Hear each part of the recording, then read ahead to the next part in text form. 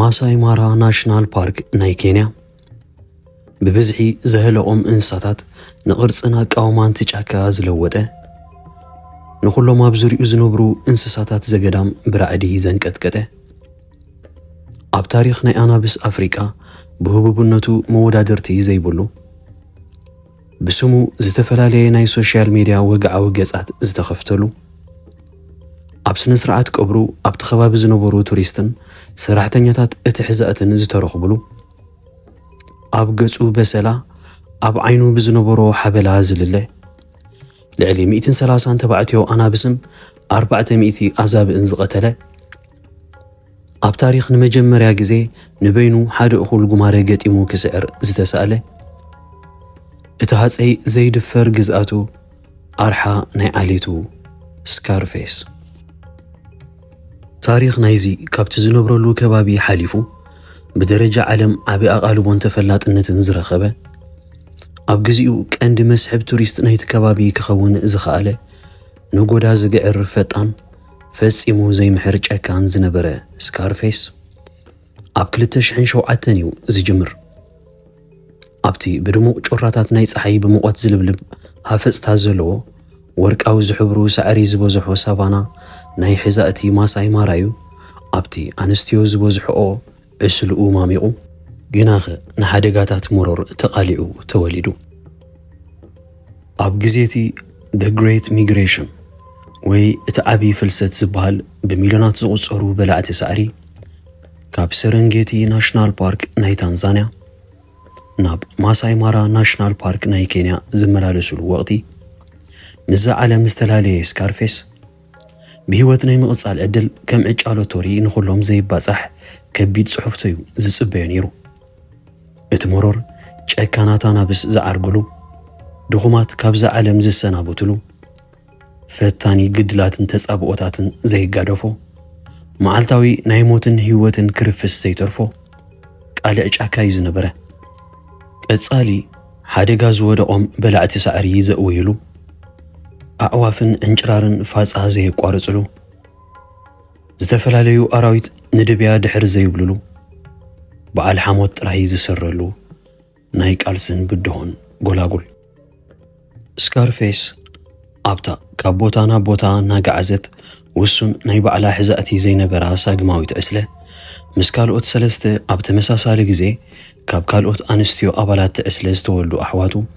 ሓቢሩ ንህይወት ሳቫና ክገጥሞ ጀመረ እታ ዕስለ ዝበዝሕ ግዜ ኣብቲ ሙስያራ ማሽ ዝበሃል ገማግም ሩባታት እያ ዘወን ትብል ነይራ ሽዑ እኳ ዝበዝሑ ኮራኹር ናይ ኣናብስ ክጉብዙ ምስ ጀመሩ ፋሕፋሕ ዝብሉን ዘይጸንዑን እንተኾኑ ስካርፌስ ግን ምስቶም ሞራኒ ሲኽዮን ሃንተርን ዝበሃሉ ኣሕዋቱ ድሒሩ እቶም 4 ዓሳኽር ዝተሰመየ ልፍንቲ መስሪቶም ጥቡቕ ሓድነትን ሕውነትን ስለ ዘማዕበሉ ጌና ብንኡሳቶም ጽሑፍቶም ፍልይ ዝበለ ከም ዝኸውን ዘጠራጥር ኣይነበሮን ካብቲ ዕሸላዊ ናይ ኮራኹር ፀወታ ሓሊፎም ናብ ዝተወደበ ድብያን መጥቃዕትን ስለ ዝሰገሩ ኸኣ ከሎ ጌና ነቲ ከባቢ ዘንቀጥቅጥ ጉጅለ እቶም 4 ዓሳኽር ካብ ናትና ዝብልዎ ቦታ ዘይነበሮም ውፅዓት ናብ ሰፊሕ ሕዛእቲ ዘጠቓለለ ዘይብተኽን ዘይድፈርን ግዝኣት ከም ዝዓርጉ ርቡፅ ኮነ ኣብ ዓሌት ኣናብስ ዕድመ ብፅሕና ወይ ጉብዝና ከም ህወብላ ናይ ሳቫና ደበኽ ክብል ግዜ ኣይወስደሉን እዩ ኣብ 2011 ከዓ ስካርፌስ ጌና ኣብ 4 ዓመቱ ምስቶም 3 ካልኦት ኣሕዋቱ ሓቢሩ ናይ መጀመርያ መጥቃዕቶም ብምፍናው ፈታኒ ክርፍስ ኣወጁ እታ ነቲ ማራ ዝበሃል ኣገዳሲ ሩባ ዝረከቦ ሰፊሕ ሕዛእቲ ትውንን ዝነበረት ዕስለ ብዕድመ ዝደፍኡ ተባዕትዮ ኣናብስ ትምራሕ ስለ ዝነበረት ስልጣኖም ከም ክብተኽ ዝቐረበ ዝማህመነ ገመድ መወዳእቱን ውድቀቱን ዘይተርፍ ምዃኑ ዘየማትእ ሓቂ እናኾነ ይመጽዩ ኮነ ኸኣ እታ ብስካርፌስን 3 ኣሕዋቱን ዝቖመት እቶም 4 ዓሳኽር ትበሃል ሓያል ናይ መንእሰያት ኣናብስ እልፍንቲ ካብ ዕለታት ሓደ መዓልቲ ብሃንደበታዊ ድብያ ኣብ ልዕልቶም ነታ ማርሽ ፕራይድ ትበሃል ዕስለ ዝመርሑ ዝነበሩ ገዳይ ኣናብስ ሓያል መጥቃዕቲ ከፈቱ እቲ ቆርበት ዝበስዕ በሊሕ ኣጽፋሮምን ክሳድ ዝበትኽ ኣስናኖምን ናይ መጀመርያ ግዳያቱ ረኺቡ اتبوتا بدورنا نايت كرفسن بمقعر نايتو مانابسن زرعد هواهو سفنو يقداس ኣይተዓወቱን ጥራይ ዘይኮነ ስካርፌስ ብኣጽፋር ሓደ ካብቶም ገዳይ ማናብስ ኣብ ገጹን ዓይኑን ከቢድ ጉድኣት ይወሪድዎ። እታ ስካርፌስ ትብል ስሙ ከዓ ካብዚ ድሕሪ ዝኸቢድ ክርፍስ ኣብ ገጹ ዝተፈጥረ በሰላ ዝለገቦቶ እያ። ድሕሪ ዝፍጻመ ስካርፌስ ንሰሙናት እውን ክሕንግስ ተራእዩ። ቁስሉ ብኣግኡ ምሕዋይ ኣብዩ፣ ናይ ምርኣይ ዓቕሙ ተዳኺሙ፣ ጽሑፍቱ ዘብቅዐ መሰለ። ምስ ኣሕዋቱ ከዓ ቆስሎም ንኸሕውዩ ናብቲ ጽላሎትን ኣግራብን ዝበዝሖ ጫካታት ተሰወሩ። ስካርፌስ ግን ጽሑፍትኡ ብስዕረትን ሕፍረትን ክዛዘም ድልዋ ኣይነበረን። ቁስሉ ሓውዩ ኣብ ገጹ መለለይ በሰላ ተሸሊሙ ምስ ኣሕዋቱ ካብቲ ዝተሓብኡሉ ጫካታት እደበኺሎም ብምውፃእ ንሓድሽ መጥቃዕትን ናትና ዝብልዎ ሕዛእትን ክውንኑ ንኻልኦት ኣሕዲጎም ናይ ኣንስትዮ ዕስለ ክወርሱን ተዳለዉ። ኣብቲ ከባቢ ዝነበሩ ናይ ቀቢላ ማሳይ ዝኾኑ ጓሶትን ካብ ጥሪቶም እናለቐመ ስለ ዘሸገሮም ጭማራ ወርዊሮም ኣብ ገጹ ስለ ዝጠብሕዎ ነቲ በሰሉ ከም ዘጋደድወዮም ተነይቶም ዘዕልልሉ። እቲ ብወርቃዊ ፋሩኡን ናይ ገጽ በሰሉኡን ብማዕዶ ንኽልለ ዘየጸግም ስካርፌስ ከዓ ከሎ ጌናዩ ተጠማትን መስሕብ በጻሕትን ኮይኑ ከምኡውን ነቲ ቢግ ካትስ ዲያሪ ዝበሃል ፕሮግራም ናይ ቢቢሲ ዝቆድሑ ዝነበሩ ኣዳለውቲ ፊልም ደ ስካርድ ዋን ወይ እቲ በዓል በሰላ እናበሉ ንኽስእልዎ ኣብተን ጂፕ ዝዓይነተን ናይ ሰፋሪ መካይኖም ተሰቒሎም ናብ ተራኢሉ ዝተባህለ ከባቢ እናተንቀሳቐሱ ካብ ዝሪኡ ስለ ዘይረሓቑ እዚ ንባዕሉ እውን ህቡብነቱን ስሙን ብደረጃ ዓለም ሰማይ ንኽዓርግ ዓብ ተራዩ ተፃዊቱ። ዓመተ 2012 ግን እቶም 4 ዓሳኽር ማለት ስካርፌስ፣ ሲኽዮ፣ ሞራንን ሃንተርን ሕንኦም ፈድዮም ዓብ ዓወት ዝተገናጸፉላን ገዝኣቶም ወኒኖም ሃፀይነት ስካርፌስ ዝፈለመትላን ዕውቲ ዓመት እያ ኮይናትሎም። ነቶም ኣብ 2011 ዝሰዓርዎም ተባዕትዮ ኣናብስ ናይታ ማርሽ ፕራይድ ትበሃል ዕስለ ቀቲሎምን ኣሳጒጎምን ከዓ ነቲ ሕዛእትን ነተን ኣንስትዮን ወረስዎ። መዓስ እዚ ጥራይ ንኻልእ ኣብቲ ከባቢ ዝነበረት ፓራዳይዝ ትበሃል ናይ ኣንስትዮ ዕስለውን ኣብ ትሕቲ ቁፅፅሮም ብምእታው ኣዝዩ ዓብዪ ብብዝሒ ኣንስትዮ ዝቖመ ዕስለ መስሪቶም ክሳብ 400 ትርብዒት ኪሎ ሜትር ዝስፍሓቱ ገፊሕ ግዝኣት ኣብ ትሕቲ ዋንነቶም የእተውዎ። እቲ ብሉሽ ማሽ ዝበሃል ሳዕሪ ማዕሪ ዘዕለቕለቐ ጥሉል ቦታ፣ እቲ ኣካሽያ ዝበሃል ኣግራብ ዝበዝሖ ጎላጉልን ጉማረን ሓራግፅን ዘዕቁብ ምንጪ ህይወት ናይቲ ከባቢ ዝነበረ ሩባ ማራን እውን ኣካል ሕዛእቶም ይኾይኑ። ስካርፌስ ከዓ እቲ ዘይድፈር ሃፀይ ናይቲ ግዝኣት ንምዃን ብመሪሕነቱን ጭካንኡን እዩ በትረ ስልጣኑ ኣውሒሱ። እቲ ኣብ ንእስነቱ ወርቃዊ ሕብሪ ዝነበሮ ፋርኡን ምስ ግዜ ምስ ክብሩን ሃፀይነቱን ዝኸይድ ጽልም ዝበለ ደባን ሕብሪኡ ክላበስ ጀሚሩ። እቲ ክሳብ 180 ኪሎ ግራም ዝኽብደቱ ኣዝዩ ገዚፍን ዱልዱልን ዝነበረ ስካርፌስ ንጎዳዊ ድምፁ ኣጉሊሑ ክግዕር ኣብ ዝጅምረሉ እዋን ዕስለ ኣዛብእ ፋሕፋሒሎም ክበታተኑን ካልኦት ኣናብስ እውን ኣብ ጽላል ኣግራብ ክኽወሉን ዝገብር ኣዝዩ ኣርዓድዩ ነይሩ። እንተኾነ ግን ኣብ ሕዛእታት ማሳይ ማራ ስልጣን መሓዝ ማለት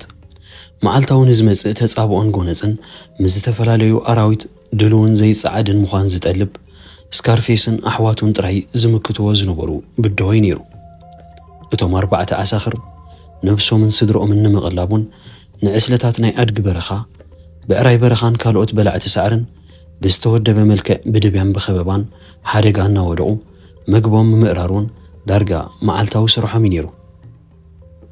እቲ ልዕሊ ዝኹሉ ፍጻሜታት ንዝና ናይ ስካርፌስ ሰማይ ዝሰቐለ ዓወታት ግን ልዕሊ 400 ኣዛብእን ኣስታት 130 ካልኦት ተባዕትዮ ኣናብስን ምስ ኣሕዋቱ ሓቢሩ ከም ዘህለቐ ምስ ተረጋገፀ እዩ። መዓስ ንሱ ጥራይ ስካርፌስ ኣብ ታሪኽ ንመጀመርያ ግዜ ንበይኑ ንሓደ እኹል ጉማረ ገጢሙ ብምቕታል ክቋደሶውን ከሎ ብስእልን ብቪድዮን ዝተሰነደ ተባዕታይ ኣንበሳ እዩ። ካልኦት ቱሪስት እውን ንበይኑ ንሓደ እኹል ዝራፍ ነጢሩ ኣብ ክሳዱ ብምንካስ ምስ ኣውደቆ ምስ ጉጅልኡ ሓቢሮም ክቋደስዎን ከለዉ ክትኣምኖ ዘጸግም ፍጻመ ብደረቕን ተንቀሳቓስን ስእልታት ሰኒዶም ምስክርነቶም ኣቕሪቦም እዮም። ነቶም ገዘፍቲ ሓራግጽ ካብ ሩባ ናይ ሒዛእቱ እናሳጎገ ንዕስለ ኣዛብእ ዝሃደንዎ እናሕደገ ብሓይሊ ናይ ስልጣን መንገዱ ዝጸረገ ስካርፌስ ብፍላይ ኣብ ልዕሊ ጉማረን ዘራፍን ዝፈጸሞ ዕውትሃድን ፍሉይ ዝገብሮ ነገር ጉማረ ይኹን ዘራፍ ኣይኮነን ሓደ ኣንበሳን ኮይኑ ዋላውን ብዕስለ ንዝወርዶም መጥቃዕቲ ዝብድሁ ዘይድፈሩ ፍርዝናት ፍጡራት ስለ ዝኾኑ እዩ። ምስ ኣንስትዮ ናይ ዕስልኡ ብፍላይ ምስ ኩለን ዝጎነፍኦ ኣንስትዮ ከዓ ብሓፈሻ እናተዋሰበ ኣዝዮም ብዙሓት ወለድኡ ዝቕጽሉ ፍረ ብርኪዩ ገዲፉ ሓላፍነት ኣቦነት ምስቲ ዘየቋርጽ ጠለብ ምግቢ ናይ ምቕራብን ድሕነቶም ናይ መውሓስን ተልእኾ ናይ መሪሕነቱ ኣብ ቀጻሊ ግጥምን ክርፍስን ምስ ዝተፈላለዩ ኣራዊት ብፍላይ ኣናብስ የእትዎ ስለ ዝነበረ ካብ ግዜ ናብ ግዜ ኣብ ኣካላቱ ዝወርድ መጉዳእቲ እናበዝሐ ይመጽዩ። ናይ እግሩ መጉዳእቲ እውን እናገደደ ስለ ዝኸደ ዳርጋ ምሕንካስ ከም ዘየቋርጽ ኮይኑ ናይ ገጹ በሰላውን ብተደጋጋሚ እናተጎድአ ምስ ምንዋሕ ግዜ ዳርጋ ነታ ሓንቲ ዓይኑ ሙሉእ ብምሉእ እዩ ሸፊንዋ። እዚ ግን ነቲ ዘይጸዓድ ሃፀይ ናይ ማሳይ ማራ ናሽናል ፓርክ ካብ ስልጣኑን ጨካን መሪሕነቱን ሰገጥ ኣየበሎም እኳ ደኣ ብኣንጻሩ መሊሱ ተመክሮን ጥበብን ደርዕዩ ውልቀ መላኽነቱ ቀጺሉ ጨካን ጽሑፍቶ ናይቲ መሮር ግን በብግዚኡ ንኹሉ ዘረኻኽበሉ ፍርዲ ነይሩ። እቶም ክልተ ሃንተርን ሲኽዮን ዝበሃሉ ኣሕዋቱ ብሕማም ምኽንያት ሓደ ድሕሪ ሓደ ተመራሪሖም ብሞት ምስ ተፈለይዎ እቲ ሞራኒ ዝበሃል ሳልሳይ ሓውን ብሃደንቲ ኣብ ዝተዋደደ መጻወድያ ጽሑፍትኡ ኣብቂዓ ተሰናቢቱ። ስካርፌስ ከዓ እቲ እንኮ ብህይወት ዝተረፈ ኣባል ናይቶም 4 ዓሳኽር ኮይኑ ከም ባሕታዊ ሃዳኒ ንዝያዳ ተጻብኦታት ተቓሊዑ ንህይወት ክገጥማ ጀመረ። ካብ ኩለን ኣንስትዮ ናይ ዕስሉ እታ ብሰራሕተኛታት ናሽናል ፓርክ ታውኒ ተባሂላ ትጽዋዕ ዝነበረት ገዲም ዋዕሮ የማነይቲ ጎኑን እታ ቀንዲ ርእሱ ዘውድቐላ ብፀይቱን ከም ዝነበረት እዩ ተሰኒዱ ዘሎ። ኣብ 2017 ማለት ኣብ 10 ዓመቱ ብመለክዕ ዕድመ ናይ ተባዕትዮ ኣናብስ ናብ እርጋን ዝጸጋግዐሉ ዕድመ ብምንባሩ ስካርፌስ ካብ ሓለንጊ ግዜን ተፈጥሮን ከምልጥ ኣይከኣለን። ብኡ ምኽንያት ከዓ ሓይሉ በብቁሩብ ክቕንስ ይጀሚሩ። ብፍላይ እቶም ሳላስ ሜልስ ወይ ተባዕትዮ ሳላስ ዝበሃሉ ብሰለስተ ድልዱላት ግን ኣብ ዕድመ ካብኡ ዝንእሱ ዝቆሙ ጉጅለ ንሕዛእቱ በብቁሩብ ክደፍርዎን ክጸናጸንዎን ጀመሩ። በይኑ ጥራይ ተባዕታይ ምትራፉን ናብ እርጋን ይጸጋጋዕ መንባሩን መዝሚዞም ከዓ ቀጻሊ ነገር ካብ ምትኹታኹን ምስ ኣንስትዮ ናይ ዕስልኡ ክዋሰቡ ካብ ምፍታንን ዓዲ ኣይወዓሉን። ኣብ 2021 ከዓ ድሌቶም ሰሚሩ ስካርፌስ ዓቕሙን ዕድሚኡን ኣብ ግምት የእትዩ ስለ ዘዝለቐ እቲ ሰፊሕ ግዝኣቱን ዕስለ ኣንስቱን ኣብ ትሕቲ ቁፅፅር ናይቶም ሓደሽቲ ጨካናት ኣሕዋት ተባዕትዮ ኣናብስ ዝኾኑ ሳላስ ሜልስ ወደቐ። ኣብዚ ንታሪኽ ናይ ስካርፌስ ኣዝዩ ፍሉይ ዝገብሮ ነገር ብፍላይ ተባዕትዮ ኣናብስ ኣብ መወዳእታ ዕድመ ናይ ህይወቶም ማለት ኣብ እርጋኖም ብስዕረት ተዋሪዶምን ተደፊሮምን ብኻብኦም ዝንእሱን ዝሕይሉን ኣናብስ ተበጃጅሎም እዮም ብሕማቕ ነዚ ዓለም ዝሰናበትዋ። እዚ ጽሑፍቶ ግን ንሃፀይ ስካርፌስ ዝምልከት ኣይነበረን። ወላቶም ጨካናት ኣሕዋት ሳላስ ሜልስ ተደኒሱን ዓቕሙ ጎዲሉን ሪኦሞ እንከለዉ ብዘደንፁ ተርእዮ እንተስ ናይ ክብረት እንተስ ናይ ሸለልትነት ብዘገምታ ሕዛእቱ ገዲፉ ሕቁኡ ሂብዎም ክኸይድ እንከሎ ክቐትልዎ ኣይፈተኑን። ብዘገርም ኣገባብ ከዓ ነታ ትሕንክስ እግሩን ዝተደነሰ ኣካላቱን ብዘገምታ እናጓተተ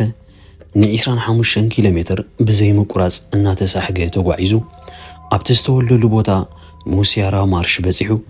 ኣብ ትሕቲ ጽላል ኣካሽያ ዝበሃል ገረብ ኣዕቂቡ ክዕርፍ መረጸ። ብ11 ሰነ 2021 ከዓ እቲ ፍሉይ ጽሑፍቶ ሒዙ ዝተወልደ ኣብ ሰፊሕ ግዝኣት ናይ ትሕዛእቲ ንዓመታት ዝዓረደ ሃፀይ ናይ ጫካታት ማሳይ ማራ ዝነበረ ስካርፌስ ምግዓርን ረበሻን ብዘይብሉ ዙርኡ ግን ብኣዛብእን ካልኦት ኣራዊትን ተኸሊሉ ብሰላማዊ ኣገባብ ንመወዳእታ ግዜ ኣተንፊሱ ርእሱ ኣውዲቑ ካብዛ ዓለም ተሰናበተ። ሰራሕተኛታት ዕቃበ ተፈጥሮን ኬንያ ዋይልድ ላይፍ ሰርቪስን ነቲ ብቪድዮ ዝሰነድዎ ሞት ናይ ስካርፌስ Today we have lost an iconic lion. ወይ ሎሚ እቲ ፍሉይን ሓርበኛን አንበሳ ኸሲርና ብምባልዮም ርዝነት ሞቱ ኣስሚሮምሉ ብኽብሪ ኸኣ ቱሪስትን እቶም ሰራሕተኛታትን ኣብ ዝተረኽብሉ ሓመድ በለቢሱ ተቐብረ ወለዶ ስካርፌስ ብደቆን ደቆን ተባዚሑ ሓረግ ርስቱ ኣብ ጫካታት ማሳይ ማራ ይቕጽል ኣሎ ኣብ ኣካላቱ ዝነበረ ነፍሲ ወከፍ በሰላን መጉዳእትን ነናይ ውልቁ ታሪኽ ዘዘንቱ ኣብ ግዚኡ ኣርማን ህርመት ልብን ትሕዛእቲ ዝነበረ ብሉጽን ፍሉይን ሃፀይ ናይቲ ጫካ ወላ እኳ ሕጊ ተፈጥሮ ኮይኑ ብሰንኪ ዕድመ ምድፋእ በኣካል ህላውነቱ ተዘይቀጸለ እቲ ንኸበድቲ ብድሆታትን መዓልታዊ ተጻብኦታትን መኪቱ ዝተጎናጸፎ ዓወት ሓቀኛ ንጉስ ብስሩኡን ትብዓቱን ዝተጎናጸፎ እምበር ብልግሲ ወይ ህያብ ብዝወረሶ ስልጣን ንጉስ ክበሃል ከም ዘይግባእ ዘነጽር ኣርማ ቆራጽነትን ጅግንነትን ኮይኑ ዝኽሩን መንፈሱን ከም መቓልሕ ኣብ ጫካታት ማሳይ ማራ እናጋወሐ ይቕጽል ኣሎ ንታሪኽን ጅግንነትን ስካርፌስ ዝገልጹ ብዙሓት ዶኩመንታሪታት ዝፈረዩ ኮይኖም ገለ ካብኣቶም The Rise of the Legendary Lion, Lions in Search of Scarface, ከምኡን The Full Untold Story of the World's Most Famous Lion ዝብላ ብዕምቆት ታሪኹ ዝገልጻ ዶኩመንታሪታት ብቕልል ዝበለ ኣብ ዩቲዩብ ክንረኽቦም ንኽእል ኣናብስ ሽሑኳ ኣብ መካነ እንስሳታት ብዝግበረሎም ክንክን ክሳብ 20 ዓመታት ብህይወት ክጸንሑ ዝኽእሉ እንትኾኑ ኣብ በረኻታት ግን ብሰንኪ ተጻብኦታት ሕማማት ዋሕዲ ምግብን ካልእ ምኽንያታትን ዝበዝሕ ግዜ ከም ናይ ስካርፌስ ክሳብ 14 ወይ 15 ዓመታት ጥራዮም ብህይወት ክጸንሑ ዝኽእሉ ብተወሳኺ ኣናብስ እቶም እንኮ ብዕስለ ዝነብሩ ዓሌት ደማሙ ወይ ካት ስፒሽስ እዮም ኣብ መወዳእታ ዝኸበርኩም ተኸታተልቲ ብውልቂ ብመሴጅ ዝተላእኸንን ካብ ካልእ ምንጭታት ዘምጻኽዎን ሓቀኛ ዛንታታት ዝትርከላ PJ Stories ሓቀኛ ዛንታታት ትብል ነዛ ኣብ ስእሊ ንሪኣ ዘለና ትመስል ቻነል ከፊተ ስለ ዘለኹ ሰብስክራይብ ክትገብሩ እናዓደምኩ ኣብ ቀረባ ግዜ ሓቀኛ ዛንታታት ሒዘ ክቐርብ ምዃነይ ቃል እናኣተኹ ብኻልእ ትሕዝቶ ክሳብ ንራኸብ ሰላም ንኹልኹም